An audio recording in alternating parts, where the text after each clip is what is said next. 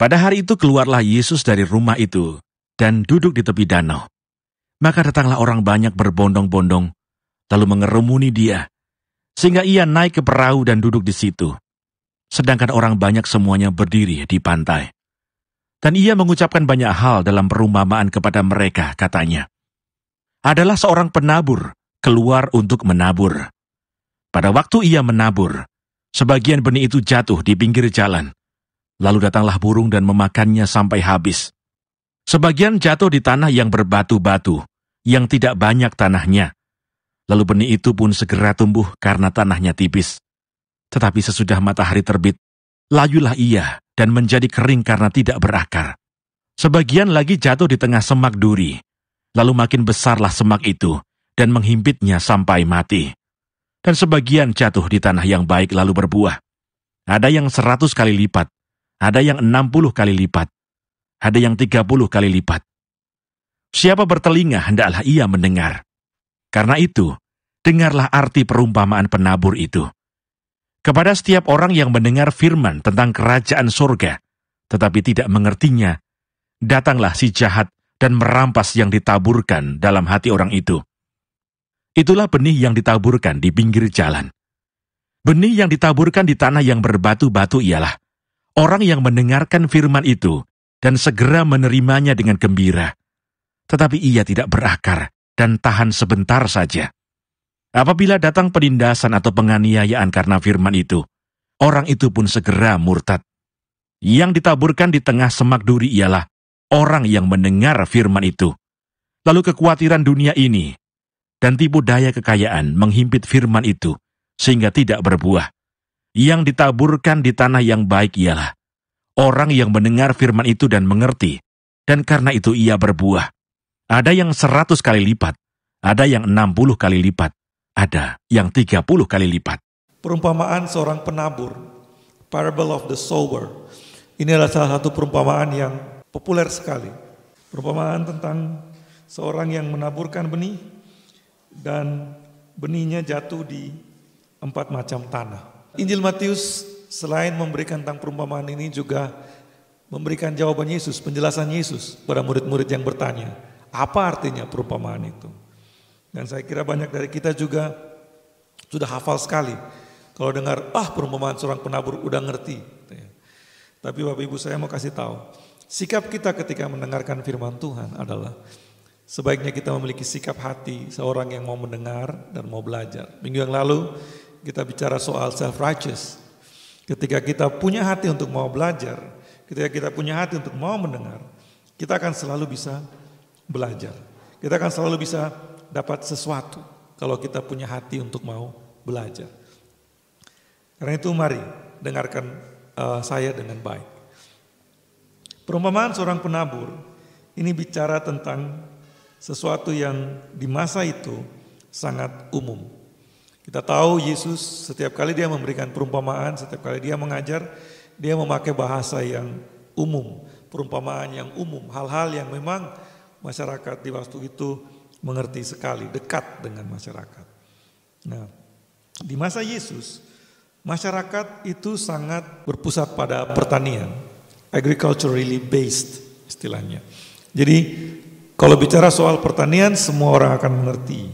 Dan biasanya hampir semua keluarga punya kebun atau tanah pertanian. Dan biasanya lahannya itu bersisian, berdekatan. Sehingga kalau orang berjalan, di antara lahan itu dibikin semacam jalan kecil gitu ya. Supaya jangan nginjak tanaman yang ditanam oleh tetangganya. Dan cerita Yesus hari ini adalah tentang ada seorang petani yang berjalan. Dia sebenarnya sedang berjalan menuju ke tanah pertaniannya. Tapi dia membawa benih. Dan benihnya itu jatuh di 4 macam tanah. Apa yang sedang Yesus bicarakan Bapak Ibu? Yang pertama yang saya mau mengajak kita untuk memperhatikan adalah perumpamaan ini bicara tentang tanah. Di ayat 18-23 Yesus sudah menjelaskan tentang bahwa tanah itu menunjukkan hati manusia. Tapi coba kita lihat dulu pelan-pelan 4 macam tanah ini. Pertama adalah tanah yang di pinggir jalan. Tanah di pinggir jalan Yesus mengatakan itu seperti orang yang dengar firman tapi dia kemudian dirampas, direbut. Jalan itu tidak bisa ditaburi benih. Karena setiap hari tanahnya diinjak orang yang lewat. Semakin diinjak, semakin sering diinjak tanahnya menjadi keras. Sehingga ketika benih jatuh di tanah itu, dia tidak bisa masuk ke dalam tanah sama sekali. Kalau menganalogikan tanah seperti ini dengan hati, maka pinggir jalan itu seperti hati yang tertutup. Hati yang tidak terbuka sama sekali. Keras. Sama sekali tidak disentuh oleh bajak. Sama sekali tidak disentuh untuk menerima benih yang ditaburkan. Lalu ada lagi tanah berbatu-batu. Tanah yang dangkal dan tidak tahan penderitaan, kata Yesus. Tanah yang berbatu itu artinya ada tanahnya, tapi tanahnya hanya sedikit. Biasanya tanah seperti ini bukan di tengah, di pinggir. Lahan pertanian ada di pinggirnya itu ada batu-batu. Ketika petani menyiapkan lahannya untuk ditanam, batu-batunya disingkirkan dan ditaruh di pinggir. Tanah yang seperti ini ketika benih jatuh, dia bisa langsung masuk ke dalam tanah dan kemudian hidup, tumbuh. Tapi tidak akan lama karena dangkal tanahnya. Dan Yesus mengatakan orang yang punya hati seperti tanah yang berbatu itu orang yang tidak tahan dengan aniaya dan penderitaan. Ketika menemukan bahwa keras kenyataan hidup, maka apa yang didapatkannya dari firman Tuhan tidak bertahan. Dan akhirnya mati. Kemudian ada lagi tanah semak duri. Tanah semak duri pun adalah tanah yang ada di pinggir, belum di bagian tengahnya. Tanah yang dangkal juga. Karena tanah itu dangkal, maka semak duri, semak, rumput, rerumputan tumbuh di situ. Dan Yesus mengatakan hati yang seperti semak duri ini adalah hati yang tidak tahan dengan godaan kekayaan dan materi. Menarik sekali, Yesus mengatakan batu melambangkan penderitaan, aniaya, semak duri melambangkan kekayaan dan godaan materi. Saya tersenyum karena bagaimana bisa Yesus membuat analogi itu, bahwa semak duri itu menggambarkan godaan kekayaan dan materi. Kalau kita pikir-pikir lebih jauh, ya mungkin bagi Yesus kekayaan dan materi di dunia ini hanya semak duri, tidak ada nilainya sama sekali. Lalu kemudian tanah yang terakhir, tanah yang subur. Saya nggak akan bahas dulu, tapi kita mau merenungkan sebenarnya apa yang Yesus bicarakan ini kepada kita. Ada petani yang menabur dan ada benih, lalu ada tanah. Petani yang sama, benih yang sama. Yang membedakan hasilnya adalah tanahnya. Pekerjaan Tuhan mencurahkan rahmat-Nya kepada kita, memberikan firman-Nya kepada kita, kepada manusia. Firman yang diberikan menghasilkan buahnya tergantung pada tanah yang menerimanya. Karena itu Bapak Ibu yang dikasihi Tuhan, penting sekali untuk kita memeriksa dan merenungkan dengan lebih mendalam tentang tanah ini. Tanah yang subur, semua orang senang tanah yang subur. Dan kita ingin punya hati seperti tanah yang subur. Dan satu hal yang kita harus tahu Bapak Ibu, tanah yang subur yang ketika benihnya jatuh dan langsung tumbuh, itu tidak terjadi begitu saja. Bagaimana kita memperlakukan tanah itu akan membuat tanah itu bisa subur ataupun tidak subur. Saya katakan tadi, jalan tidak bisa menjadi tempat untuk benih ditaburkan. Kenapa? Karena jalan itu diinjak terus-menerus. Nah, kita lihat bagaimana petani menyiapkan lahannya untuk bisa ditanami. Lahannya itu akan dibajak, dibalik, dibajak. Kalau memakai tenaga manusia itu capek sekali. Petani akan menyiapkan tanah yang mau dipakai untuk pertanian. Petani akan menyiapkan tanah yang mau dipakai untuk ditaburi benih. Oleh karena itu tanah itu harus diolah. Ketika tanah itu diolah ada pekerjaan yang dilakukan. Kalau misalnya kita lihat bagaimana tanah itu dibajak, itu kekerasan yang dilakukan terhadap tanah. Tapi nggak ada yang mau membela hak tanah gitu ya. Tanahnya kok dikasari seperti itu. Kenapa? Karena tanah itu harus diperlakukan seperti itu terlebih dulu, supaya kemudian dia bisa siap untuk ditaburi benih. Dia menjadi lembut untuk ditaburi benih. Kalau tanah itu dibiarkan begitu saja, akan terjadi banyak hal. Kalau diinjak-injak orang sebagai tempat jalan, ya dia jadi keras. Kalau dibiarkan begitu saja tanpa diolah, dia jadi tempat semak dan duri. Minggu yang lalu, saya mengganggu Bapak Ibu dengan self-righteousness dan kasih karunia. Di dalam kasih karunia, Rasul Paulus mengatakan, dia ada karena kasih karunia. Dan kasih karunia bagi dia tidak sia-sia. Karena kasih karunia membuat dia bekerja lebih keras daripada yang lain. Bekerja lebih keras daripada yang lain. Untuk menghasilkan buah 100 kali, 60 kali, 30 kali. Itu tidak terjadi begitu saja. Itu butuh proses. Itu butuh apa? Kerendahan hati. Itu butuh apa? Penaklukan diri, penyangkalan diri, mematikan ego. Saya mau disiapkan untuk bisa menghasilkan buah oleh Tuhan. Kalau saya mau menghasilkan buah, saya harus memberi diri saya untuk disiapkan, cultivated, diolah oleh Tuhan.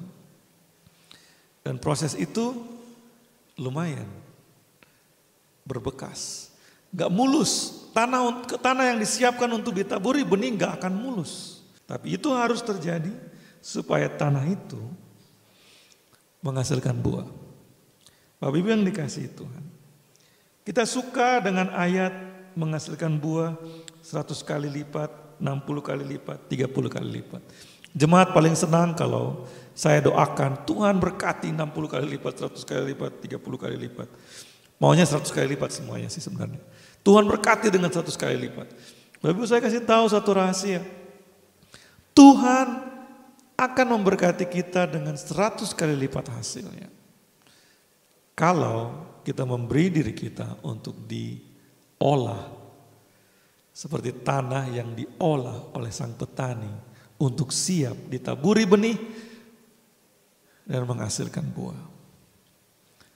Karena itu, hidup sebagai murid Yesus, hidup sebagai pengikut Kristus adalah hidup yang diberkati. Katakan amin, harus amin. Karena kalau murid Kristus tidak diberkati, siapa yang mau mengikuti Kristus? Kalau murid Kristus tidak diberkati, kita tidak bisa jadi berkat bagi dunia yang gelap ini. Karena hidup sebagai murid Kristus adalah hidup yang diberkati Bapak Ibu, setiap murid Kristus harus menyangkal diri dan memikul salibnya. Setiap murid Kristus harus mau mematikan egonya. Setiap murid Kristus harus memberi dirinya untuk diproses, dicultivate, diolah supaya dia menjadi tanah yang subur untuk benih dari Tuhan bisa berbuah. Benihnya sama. Benih yang ditaburkan itu sama. Yang menentukan adalah tanahnya. Apakah tanahnya sudah disiapkan atau belum? Karena itu Bapak Ibu yang dikasihi Tuhan, hari ini adalah saatnya untuk kita memeriksa hati kita. Apakah hati kita sudah cukup disiapkan? Apakah hati kita mungkin sedang disiapkan? Tanah yang subur tidak terjadi begitu saja. Ketika firman Tuhan diberitakan, jangan kecil hati ketika ditolak. Bagi saya merenungkannya, tanah yang subur tidak terjadi begitu saja. Karena itu ketika saya memberitakan firman, ada yang menolak, saya enggak stres. Ketika streaming khotbah lalu ada yang ngasih dislike gitu ya, jempol ke bawah, enggak usah stres. Itu berarti memang itu tanahnya keras seperti jalan yang tidak bisa menerima benih. Nah, itu bagian kita yang memberitakan firman, yang memberitakan kasih karunia. Ada terus beritakan. Dan jangan kecil hati kalau ada yang menolak. Lalu bagaimana kalau ada yang menolak? Kalau ada yang menerima lalu kemudian sebentar kemudian ternyata nggak mati, nggak ada buahnya. Kita jangan kecil hati ketika pemberitaan kita ditolak. Dan kemudian ingat, ladang hati yang belum siap itu harus disiapkan. Bagaimana menyiapkannya? Doakan dan didik ladang hati yang belum siap itu. Gembala-gembala harus mendoakan jiwa-jiwa yang digembalakan. Tapi bukan hanya itu, harus mendidik yang digembalakan supaya memiliki ladang hati yang siap untuk bisa diberkati oleh Tuhan. Bagaimana memiliki ladang hati yang siap? Diolah dengan keras, diolah dengan kebenaran, ketaatan kepada firman Allah. Bapak Ibu yang dikasihi Tuhan, perumpamaan ini sederhana sekali untuk dipahami. Tapi sedihnya menaatinya tidak sederhana itu. Untuk menaatinya, kita benar-benar harus membuang self-righteousness kita. Kita benar-benar harus membuang ego kita.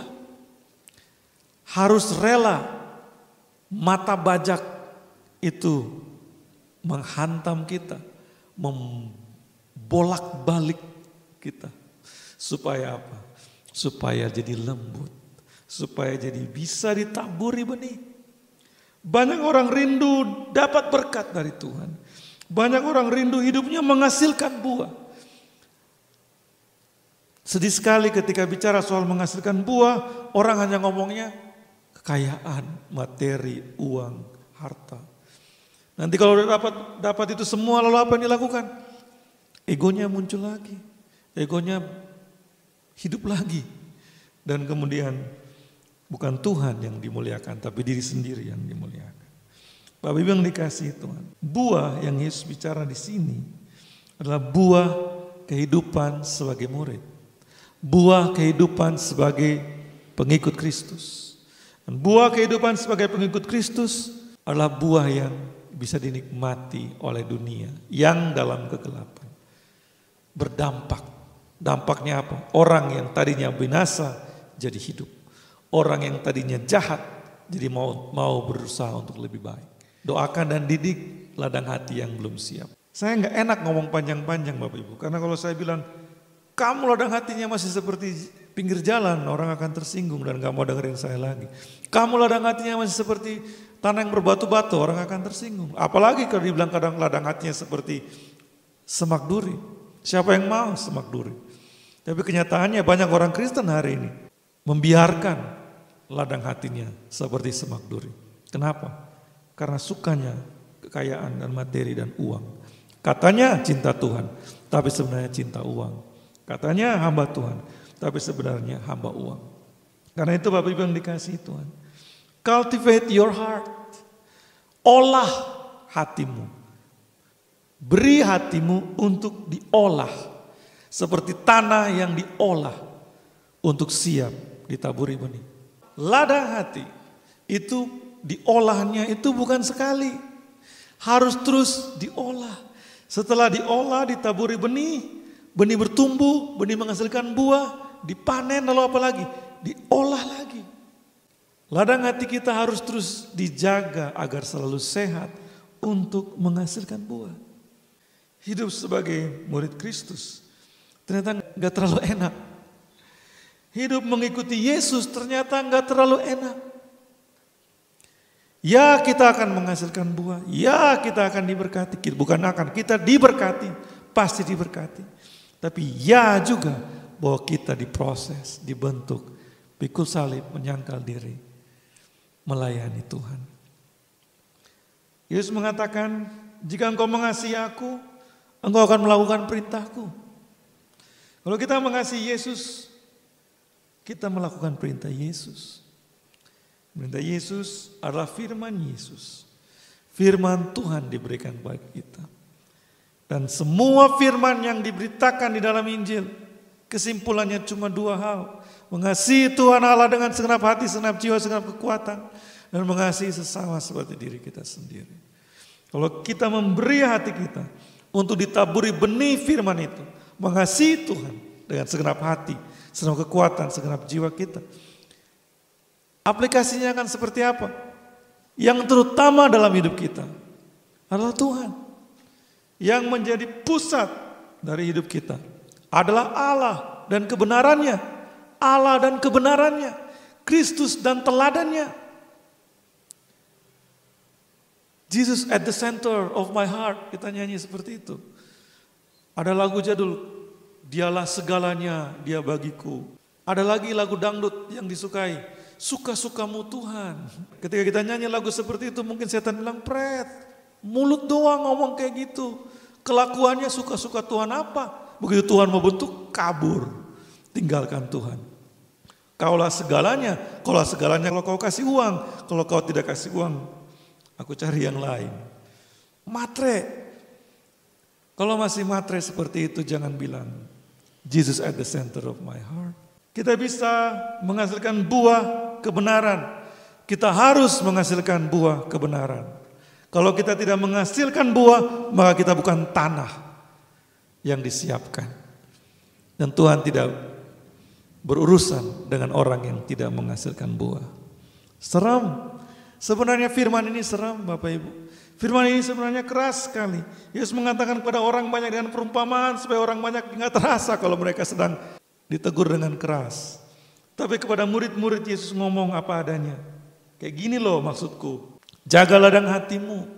Apakah engkau sudah punya ladang hati yang telah siap diolah, dibentuk untuk ditaburi benih supaya ada buahnya. Bapak Ibu yang dikasihi Tuhan, tanpa diolah, tanah tidak akan menghasilkan buah. Kalaupun bisa, itu keberuntungan. Orang Indonesia membanggakan, di sini lempar tongkat aja jadi tanaman, jadi pohon. Di lereng Merapi sana nggak perlu. Kenapa? Karena tanahnya udah subur. Kalau dipikirkan dengan seksama, tanah yang subur karena abu vulkanis, siapa yang menyiapkannya? Alam menyiapkannya dengan proses yang apa? Yang mengerikan. Alam menyiapkan tanah yang subur lewat proses yang mengerikan di dalam alam. Manusia ingin mempunyai lahan pertanian harus menyiapkan dengan tenaganya, dengan akalnya, dengan teknologi manusia untuk bisa menghasilkan buah. Secara rohani juga tidak mungkin ada hidup yang menghasilkan buah kalau tidak ada penaklukan diri, penyangkalan diri kepada Tuhan. Tidak mungkin ada hidup yang menghasilkan buah kalau tidak mau memikul salib dan diproses oleh Tuhan. Tidak mungkin ada hidup yang menghasilkan buah kalau tidak mau mencurahkan tenaganya, mengucurkan air mata, bahkan sampai mengucurkan darah, kata Paulus. Tidak mungkin ada hidup yang menghasilkan buah. Tanpa kerja keras nggak mungkin ada hasil. Orang dunia tahu hal itu. Di dalam Kristus pun sama, Bapak Ibu. Tanpa memberi hati kita untuk diolah oleh Tuhan, kita nggak akan mungkin menghasilkan buah. Sekali lagi saya katakan, buah yang dimaksud di sini adalah buah menurut standarnya Tuhan, bukan standarnya manusia. Bertobat. Kalau selama ini kita pikirkan buah itu adalah ukuran manusiawi dengan hawa nafsu kita sendiri. Saya nggak bisa bicara lebih panjang lagi. Bahannya udah selesai. Kenapa? Karena sederhana sekali. Punya hati, beri hatimu kepada Tuhan. Supaya Tuhan bentuk, Tuhan olah, Tuhan proses. Kalau nggak mau beri hati untuk diproses oleh Tuhan, hatimu akan diinjak oleh dunia ini. Makin lama makin keras. Makin lama makin keras. Dan akhirnya firman Tuhan gak mempan lagi. Taburi, mantul lagi. Hilang begitu saja. Beri hatimu untuk diproses oleh Tuhan. Ketika kesukaran datang, mau ikut Yesus, tapi keadaan susah, bisnis gak jalan. Lalu gimana? Beri hatimu untuk diproses oleh Tuhan. Ketika mau ikut Tuhan, lihat kemewahan dunia ini. Wah enak ya. Ada yang pakai ayat-ayat kitab sucinya jadi kaya. Gitu. Orang Kristen susah sekali, pendeta gimana caranya jadi kaya dengan pakai ayat. Akhirnya ada juga yang kemudian kayak gitu. Melayani dirinya sendiri. Dengan apa? Dengan ayat firman Tuhan. Kalau seperti itu semak duri. Beri diri kita, beri hati kita. Supaya semak duri di hati kita itu dicabut oleh Tuhan. Apa itu semak duri, Pak? Keinginan akan kekayaan materi. Loh, jadi orang Kristen gak boleh kaya dong, Pak. Saya kenyang dengan pertanyaan itu waktu saya masih siaran di radio, Bapak Ibu. Minggu yang lalu saya sudah bilang, Tuhan tidak anti dengan orang kaya. Tapi kalau ikut Yesus, kekayaan tidak boleh menjadi keinginanmu. Karena kekayaan akan diberikan Tuhan sebagai alat di tanganmu. Seperti orang pegang tongkat. Tongkat itu alat. Bisa dipakai untuk sesuatu yang baik, bisa dipakai untuk sesuatu yang buruk. Yesus bilang itu semak duri, menghimpit imanmu. Dan itu cabut. Keinginan akan kekayaan, keinginan akan harta di dunia. Jadi kita ingin apa, Pak? Kita ingin menghasilkan buah sebagai murid Yesus. Dan di dalam hidup yang menghasilkan buah, ada Providentia Dei. Ada God of Providence. Ada Allah yang menyediakan. Yesus mengatakan, Bapamu tahu kamu membutuhkan semua itu. Bahkan untuk kebutuhan-kebutuhan kita. Yesus mengatakan, gak perlu minta. Karena Bapa sudah tahu. Dia akan tambahkan semua kepadamu. Kalau butuhnya uang banyak untuk pelayanan. Kata pelayanan pun sudah terdistorsi. Kalau butuh uang banyak untuk jiwa-jiwa dibawa kepada Tuhan, Tuhan akan berikan uang banyak. Kalau butuh uang banyak untuk menolong orang yang mau mati, mau binasa, harus ditolong dengan uang itu, Tuhan akan berikan uang. Karena uang itu cuma alat. Kalau butuh kekuasaan, posisi politis, supaya orang-orang yang tertindas ditolong, Tuhan akan berikan posisi politis itu. Kalau butuh ketenaran supaya orang-orang niru hidupmu dan kemudian datang kepada Tuhan, Tuhan akan berikan itu. Tapi itu semua adalah alat bagi kita, bukan tujuan kita. Itu jaga ladang hatimu, jaga ladang hati kita. Selalu siap sedia untuk diolah, diproses oleh Tuhan. Supaya kita selalu siap untuk ditaburi benih firman Tuhan. Ketika Tuhan memberikan firman-Nya, kita siap terima, siap taat, dan siap menghasilkan buah. Becoming a Christian is easy, but maintaining that lifestyle and blossoming into a godly person and living is not. But it's worth it. Menjadi seorang Kristen itu gampang, Bapak Ibu. Tapi menjaga gaya hidup yang kemudian menghasilkan karakter ilahi dan hidup sesuai dengan karakter Kristus, itu gak mudah. Tapi it's worth it. Itu layak untuk diperjuangkan. Karena itu mari Bapak Ibu. Ada yang bilang ini hari-hari yang susah. Saya bilang ini hari-hari di mana Tuhan sedang mengolah ladang hati kita. Jangan tolak mata bajak Tuhan yang sedang mengolah ladang hatimu. Biarlah kita diolah sedemikian rupa. Sehingga benih firman itu, benih dari Tuhan itu tertabur di dalam hati kita. Dan menghasilkan buah-buah 100 kali lipat. Berlipat-lipat ganda. Benih yang Tuhan akan berikan. Benih yang Tuhan sedang berikan.